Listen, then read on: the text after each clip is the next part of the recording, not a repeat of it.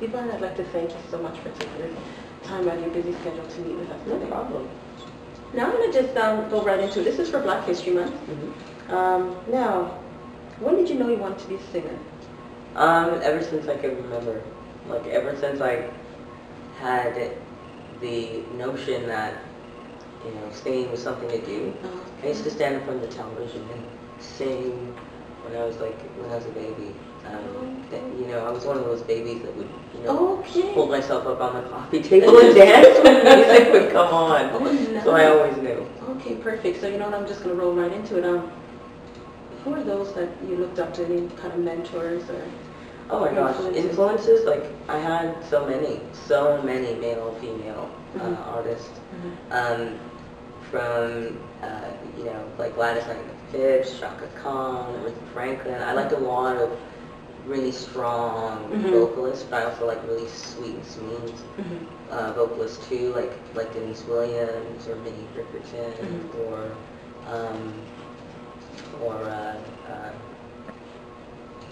Marvin Gaye. Okay, so but you know, and then you know, obviously, you know, Whitney Houston also, who it's so sad to hear that she's not with us anymore. But you know, I know she's in a better place. Exactly, I agree with you. And you know what?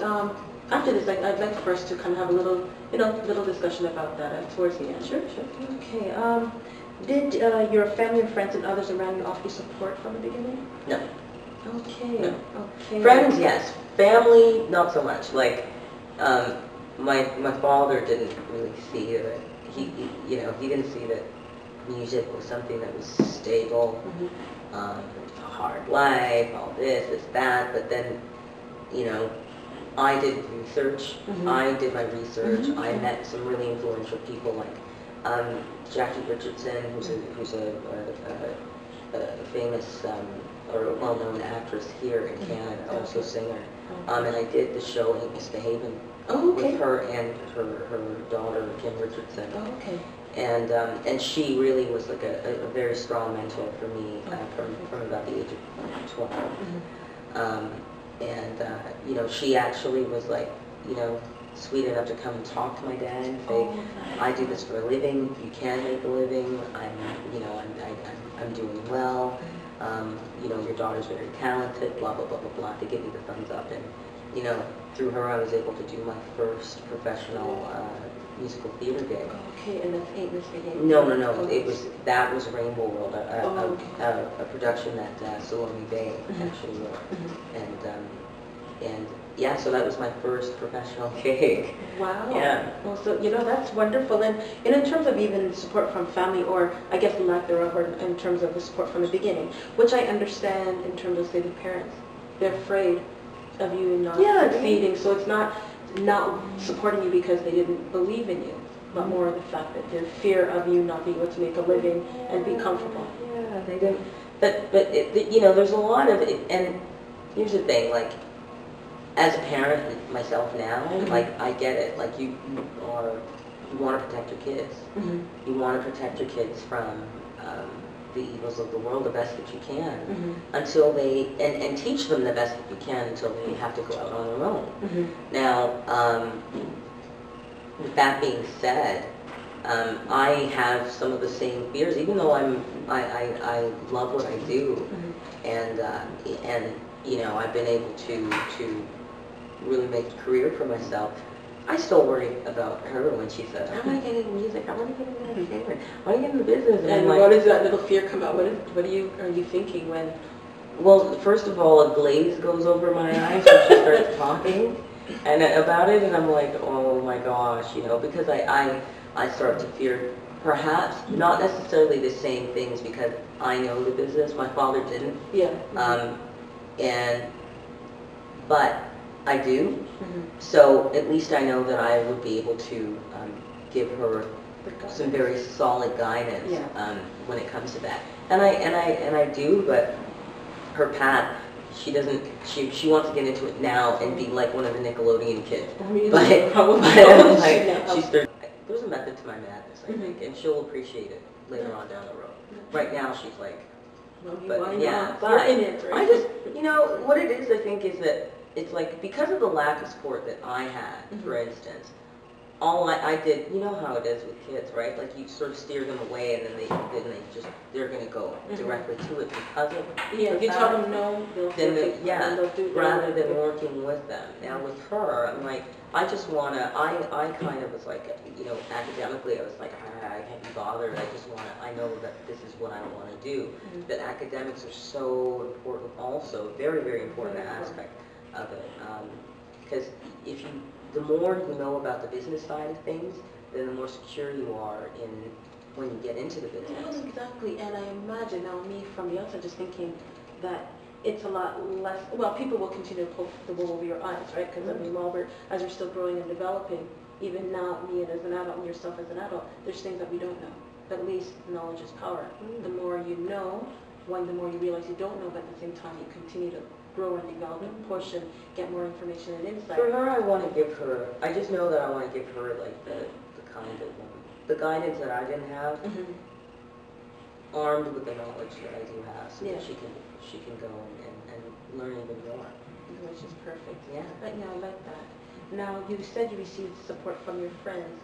So what kind of support was that? Was them just... Girl, you should think, you should do this for a living. That kind of support. That is nice. But it's great to get that kind of encouragement, to get that recognition at least, you know? Well, exactly, because, and like you said, you were getting it, say, from your dad, but at least that your friends, and so you believed in your talent, they believed in your talent, so at least your dad eventually, because you said your mentor was went to speak to your dad at least, let him understand. So that was perfect. Now, the people, let's see, were these people discouraged you in terms of your dad from becoming a singer? Well, you said it was your dad. What about the industry when you first got started? The industry? You know, okay, it's interesting. Like my path was very, I learned everything that I know about singing by just going out there, about singing and performing, by just kind of going out there and doing it, like taking a leap of faith. Yeah, well, you know, like I said, my first professional gig was at the age of 12. And then I caught the bug, and then it was over from there. So I was, I did, like I performed by the time. It's funny because I don't know how I found myself in like, in nightclubs at a young age, just singing backgrounds for like reggae bands, and just doing whatever I could because I really wanted to perform.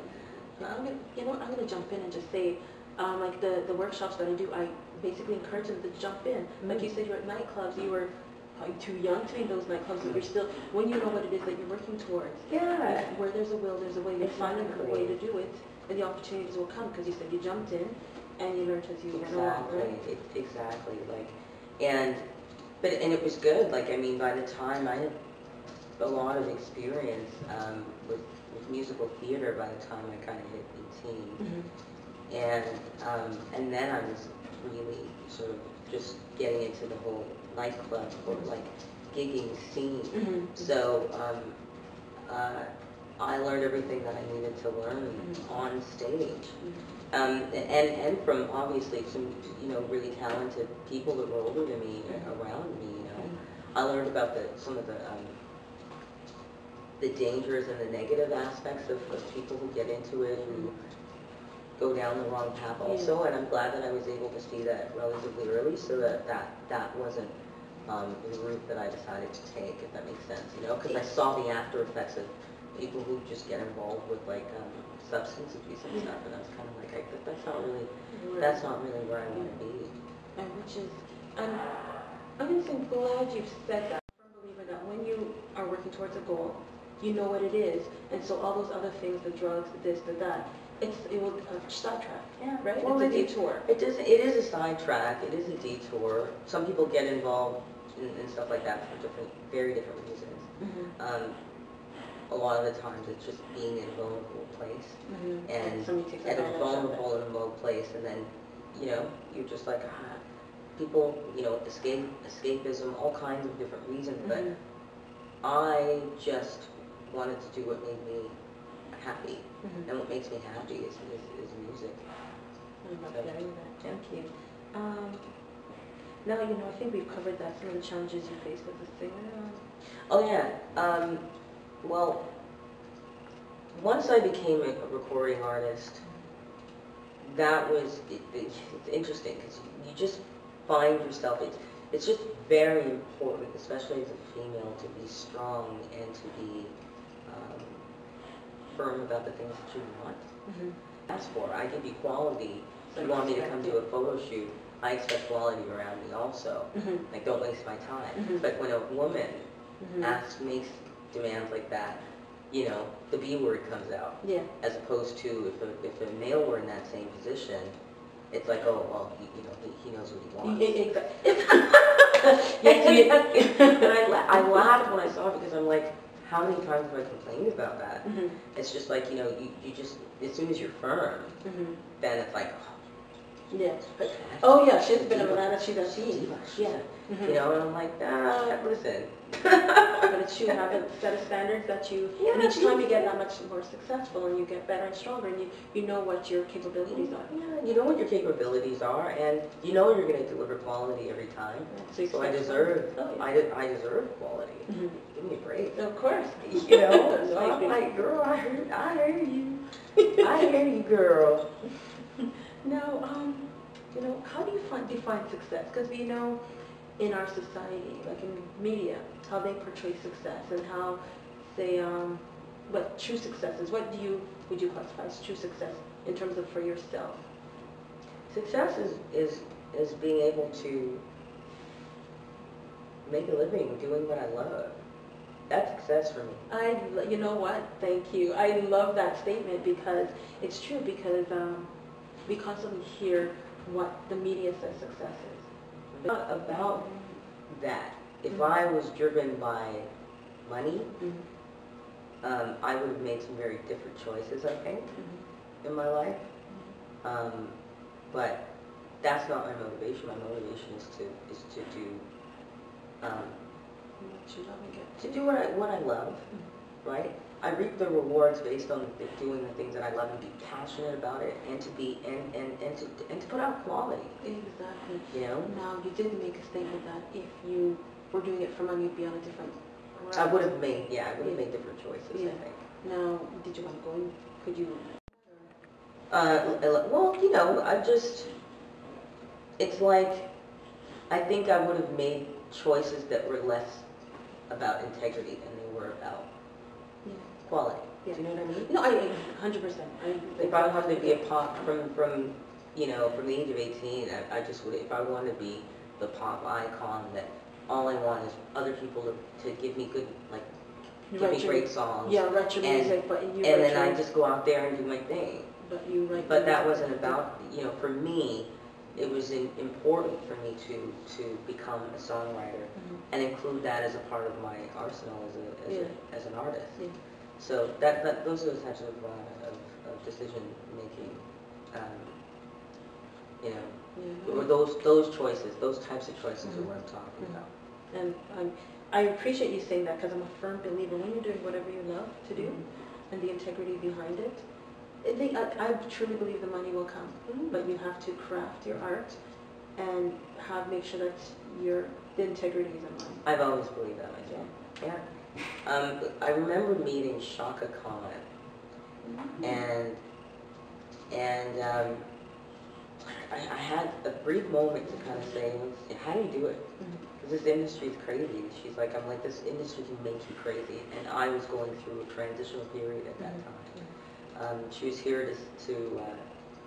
it was the year that Joni Mitchell and, oh my gosh, what is the name? Low voice. I can't remember. Oh, Leonard Cohen were being inducted into the Canadian Songwriters Hall of Fame. And so I had the opportunity to talk to her, and she said, girl, a man can make you crazy. And I started laughing. But she said, as long as your intent is pure, you will not be denied. Oh, I see. And that is a very, very true statement. What's the name of that book? The Secret. Okay. And it's very, very true. Your intent, happiness is something that, a lot of people allow fear to rule their lives. Okay? If I allowed fear to rule my life, I don't think I'd be right here right now. And fear is something that stops people from doing what they feel deep within their heart is the right thing to do. You know? I agree with you. I think we all know what our passion is, because that's what I speak to the youth about in terms of, I think we all know what our passion is, our purpose is that fear that stops us.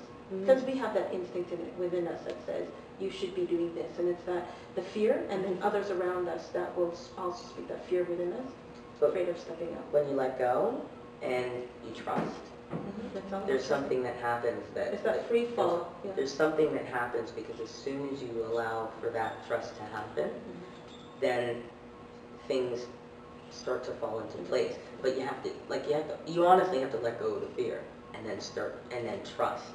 And just embrace the trust and continue. Everything in a very, I don't want to use the word miraculous, but in a very organic way. You get the answers will just come based on your trust. Yeah, the doors will open. The moment you let go and stop worrying about whatever, you just step out in fear and just know that it will fall into place, but you have to actually almost like, you have to just believe blindly. Yeah, just say, okay, I'm stepping out, and I know I won't fall. Faith is the evidence of things unseen. Exactly. Can you describe the journey from your teenage years to where you are now in regards to being a singer? But I think we kind of touched on that. Yeah, I kind of talked about that. Like teenage years was... Yeah, like going to, the different clubs. Yeah, I mean, I can elaborate, talk about how coming home late meant that we didn't invite because I knew I was out pursuing my dream. You know what, actually, that'd be kind of interesting. So you'd come home and you'd get in trouble. I get in trouble.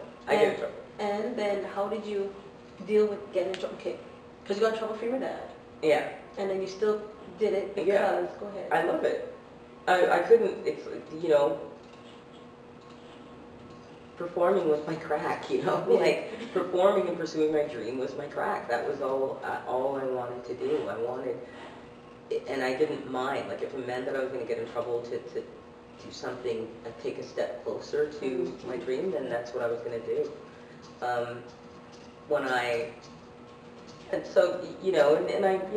I talked about some of the steps to getting to the point here, but I'm glad I made the decisions that I made.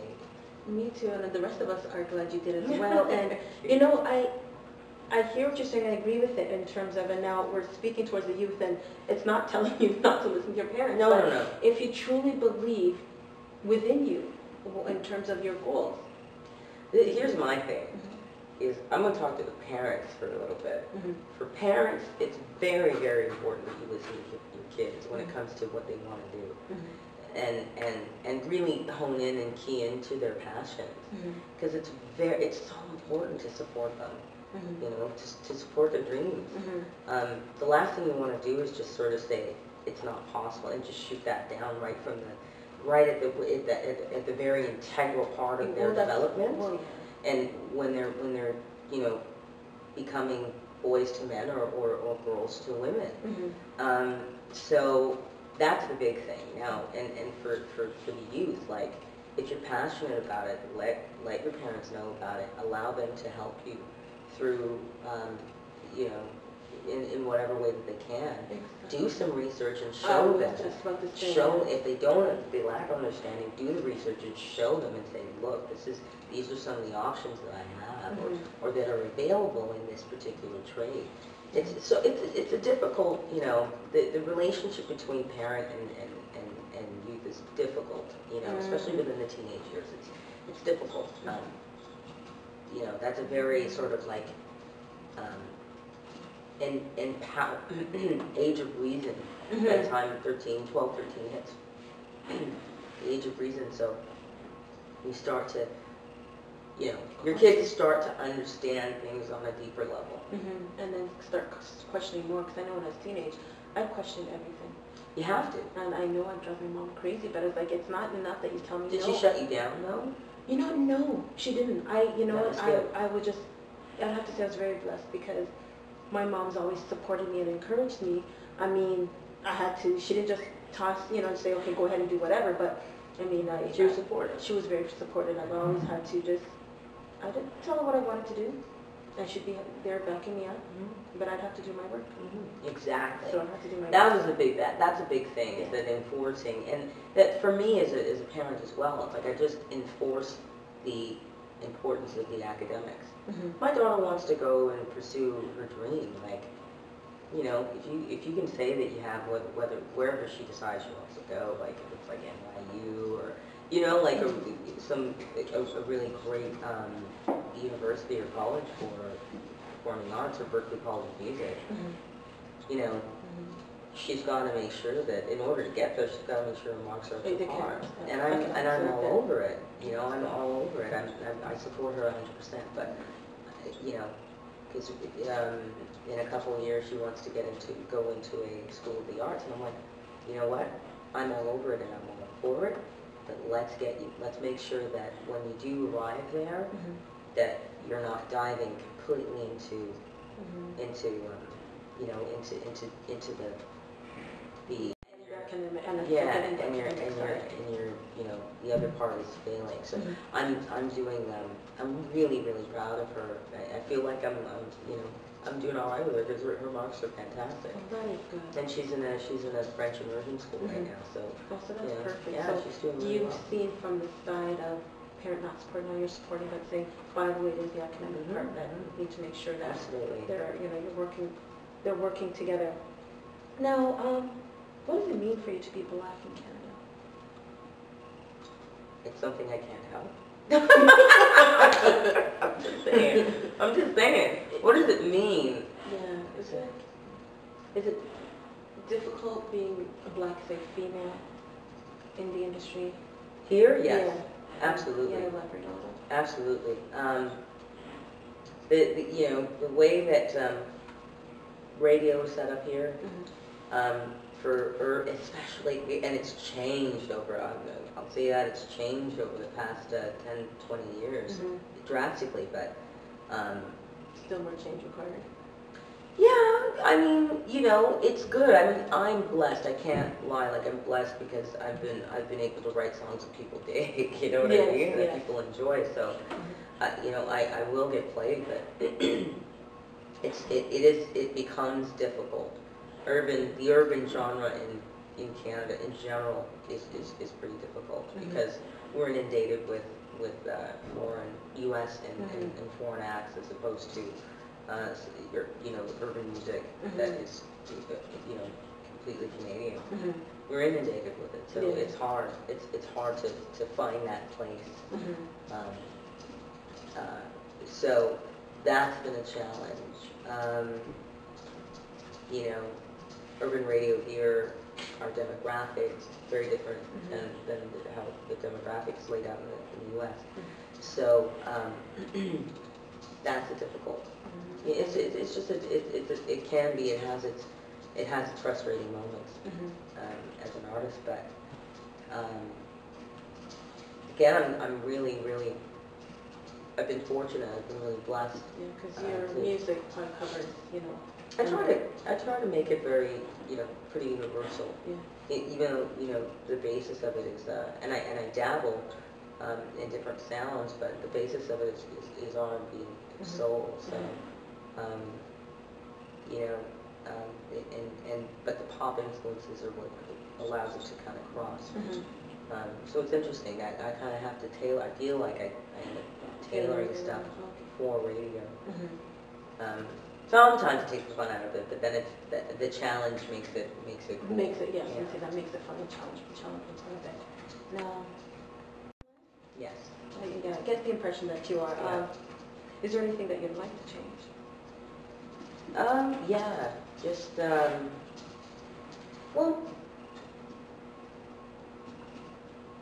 it's not even about change. It's just opportunity. I want opportunity to I've been talking about this for a long time.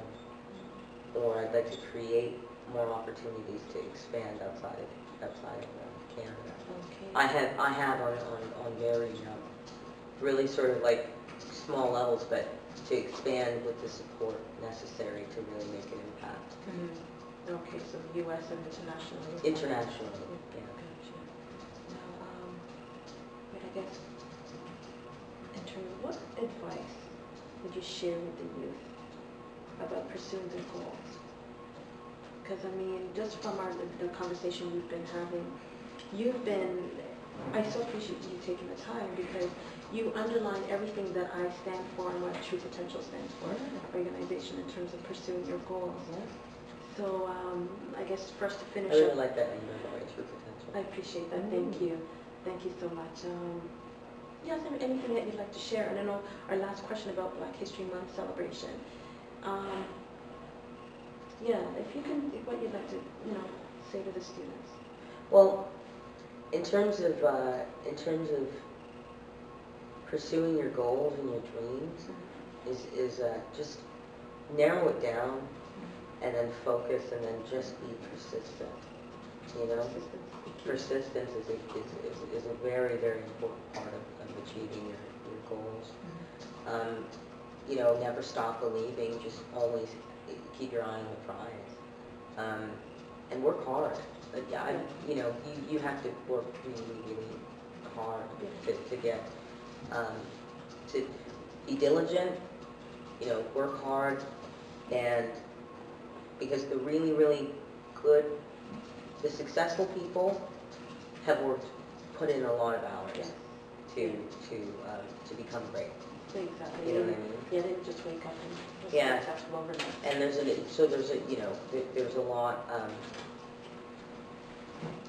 a lot involved in that. The hard work, though, it always pays off.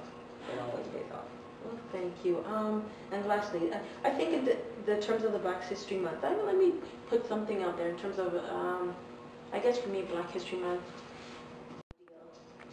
I guess knowing, when I was putting this workshop together, gave me an opportunity, actually. We have some amazing, incredible Black people in Canada, in terms of in the present and in the past. And as a Black female, doing this research, that's what I found out. So I'm going to say ideal Black History Month is, and not only just in February, but for me as an individual, just to get to find out a little bit more about our past and our present, and to really celebrate that. So I'm going to say as a Canadian, I don't think we realize just how many incredible, amazing professionals that we have, and that we should be celebrating them. Absolutely. As opposed, because I know most of us assume that it's only the, great Black professionals come from the U.S. No. There's there've been so many great business entrepreneurs, like inventors that are from Canada. So it's but a great, when you say celebration, I kept thinking party in my head. Let's go. Just a bunch of Black people partying. Just party, and a bunch of Black people partying with like posters of like all the great Black Canadians that have been. That's probably a great. You should do a school, like not a school, but do a party. But everywhere around are pictures and little and excerpts of what they've done. Because honestly, I think actually that is kind of cool. That is actually very cool. Look. Did you know that? Because I think actually that's not a bad idea, because as I was doing my research for this, I was like, wow, I didn't realize. And I was almost embarrassed. It's embarrassing to kind of say I did not realize. No, it is, but it isn't. There's a fundamental difference between, even though there are a lot of similarities, but there's a fundamental difference between just to give a bit of a comparison between the Black experience in the U.S. versus the Black experience here, and historically the things that have happened that have made a significant impact on Black people everywhere, as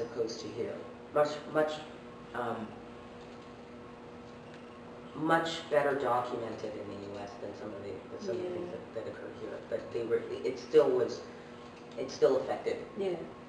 You know, people, like black people everywhere. Everywhere, yeah. From the U.S., it still affects us in that So, but it's still, those influences have allowed us to become more aware and to want to become, to want to educate kids on a deeper level for them to understand that, you know, there were a lot of great things that occurred here and a lot of interesting things that occurred here also. So, but yeah, like the biggest thing is, yes, knowing, never forgetting that it's vitally important to understand, to look for mentors. Actively, you should actively look for mentors. Actively look for people that have, and all over the world, right? That are in their field, that, you know, they can reach out to or learn from based on the things that they've done and say, wow, I want to be like that. You know, you say that because one of the exercises that I do with the youth is I get them to, I provide them with a list of professionals, successful professionals that encourage them to go ahead and do some research on it, read their biographies, find out how did they get there. You know, just encourage them to see that very few people are born just successful. When I say very few, I mean there could be rich families, but regardless, even if you're born within a rich family, you still have to do your work. Yeah, no, there's a story behind why they got there. Exactly. Yeah, and it's very it's important to know the story of how they got there so that you can appreciate what you have. Exactly, and appreciate them, the real, you know, story behind how they got there. Yeah, I really tried to instill that importance with my daughter. Also, is to let her know, like, look, don't take anything for granted. Because, you know, there's work involved to getting there, but it's cool. It's cool to be in a position where your child considers you a mentor or like looks up to you. That is, So every parent wants that. Every parent strives for that. Yeah. Now we're winding down, and so, you know, on Saturday we all found out some really sad news about, you know, Whitney Houston. And where were you when you found out? I was at home. And actually, I was at home and actually calling it an early night. So I jumped in my bed, pulled up my laptop to go and actually catch, you know, a couple shows online. And I really did that. And you know what? You don't really need to see, but I should say that. But yeah, so I climbed in the bed, turned it on and put on CTV because I was ready to CTV.ca, ready to catch my show. And he's like, what? Whitney Houston's at 48. I said, back this baby up, and I was like, okay, no, this is, you know what I mean? This is not right. Well, honestly, that's what I did. And what was that? And so I started reading, and Fred was over, so he's like, you know what? Check Facebook. And I went to TMZ, and I was like, wait a second. That's hilarious, you know, because my manager texted me and was like, there's a lot of stuff going on about Whitney Houston being dead. What?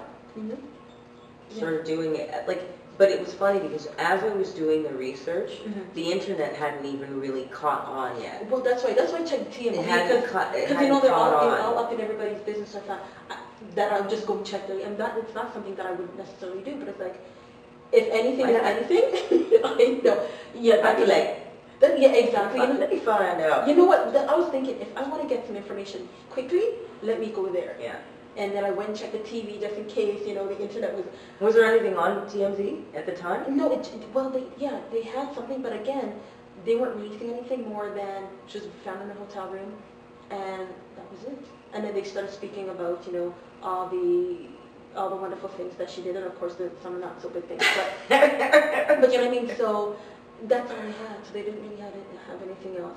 And where were you? I was at home. I had just gotten home. I was kind of like, what the, looking at the text messages, turned on the TV, started doing research online, turned on to CNN. I'm like, oh my gosh, it's true. Yeah. And it was the same.